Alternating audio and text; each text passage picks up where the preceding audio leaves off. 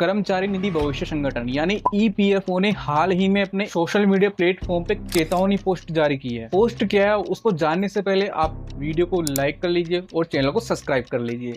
उसमें बताया गया है कि कोई भी सदस्य अपना बिना उचित कारण का पैसा विड्रॉल करता है पीएफ अकाउंट से तो उसके ऊपर सख्त कार्रवाई की जाएगी। मतलब कि काफ़ी बार क्या होता है कि काफ़ी लोग मेडिकल इमरजेंसी है या फिर अपनी शादी के नाम पे काफ़ी ऐसी चीज़ों का हवाला देकर पैसे विड्रॉल कर लेते हैं पीएफ से, तो उनके ऊपर सशक्त कार्रवाई की जाएगी। हो सका तो उनका पीएफ अकाउंट सस्पेंड भी कर दिया जा सकता है और इसके अलावा उनसे वसूली भी की जा सकती है और जो उनका पेंशन वेतन है उसमें भी कटौती की जा सकती है। अब आप सोच रहे होंगे कि पीएफ को ये सब करने की आवश्यकता कहाँ से आ गई, तो आप ये देखिएगा एक बार जरूर पूरा।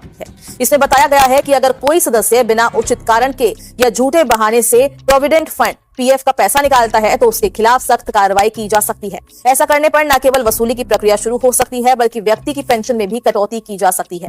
सवाल उठता है कि ईपीएफओ को इस तरह की चेतावनी जारी करने की जरूरत आखिर क्यों पड़ी। इसके पीछे एक अहम कारण ये है कि आजकल कुछ लोग अपने पीएफ खाते से रकम निकालने के लिए ऐसे कारणों का हवाला देते हैं जो वास्तविक में नहीं होते हैं। जैसे कोई छुट्टियों पर जाने के लिए पैसे निकालना चाहता है लेकिन दावा करता है कि वो मेडिकल इमरजेंसी से जूझ रहा है। प्रोविडेंट फंड आपके रिटायरमेंट के बाद के जीवन की वित्तीय नींव होता है। ये एक लॉन्ग टर्म इन्वेस्टमेंट है जिसमें ब्याज पर ब्याज मिलता है।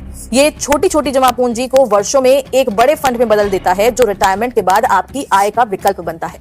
लेकिन कई बार लोग पीएफ को तात्कालिक जरूरतों के लिए निकाल लेते हैं और ऐसे त्योहारों की शॉपिंग करते हैं, वेकेशन पर जाते हैं, इलेक्ट्रॉनिक सामान की खरीदारी या किसी पारिवारिक समारोह का खर्च, इन सब के लिए ये पैसे निकाल लेते हैं। हालांकि ये खर्च जरूरी लग सकते हैं लेकिन पीएफ की रकम का उद्देश्य इनसे कहीं और बड़ा और दीर्घकालिक होता है। ईपीएफओ ने कुछ विशेष परिस्थितियों में पीएफ की आंशिक निकासी की अनुमति तो दी है। इनमें प्रमुख है घर की खरीद या निर्माण, बच्चों की उच्च शिक्षा या विवाह, मेडिकल इमरजेंसी और लंबी अवधि की बेरोजगारी। इन मामलों में भी निकासी की एक सीमा तय की गई है और संबंधित दस्तावेज प्रस्तुत करना अनिवार्य होता है। साथ ही ये भी तय है कि किसी विशेष कारण से कितनी बार पैसा निकाला जा सकता है। यदि कोई व्यक्ति गलत दस्तावेज देता है या किसी झूठे कारण से पीएफ निकालता है तो ईपीएफओ के पास उसे पकड़ने के पुख्ता इंतजाम है। ईपीएफओ के पास मजबूत डेटा एनालिटिक्स और रिकॉर्ड वेरिफिकेशन की व्यवस्था है। ऐसे मामलों में ईपीएफओ उस निकासी को अमान्य मान सकता है और उससे न केवल निकाली गई राशि बल्कि उस पर अर्जित ब्याज भी वापस मांग सकता है। इतना ही नहीं, उस व्यक्ति की भविष्य की निकासी पर भी रोक लग सकती है या फिर उसकी पेंशन में कटौती की जा सकती है।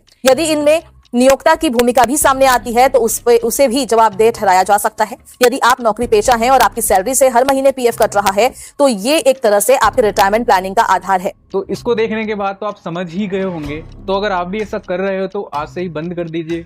और भी ऐसे इंटरेस्टिंग वीडियोस देखने के लिए आप चैनल को सब्सक्राइब कीजिए और पीएफ कैसे विड्रॉल करना है उस पर भी मैंने काफ़ी सारी वीडियोस बना रखी है, तो आप उसको एक बार जरूर देखिएगा।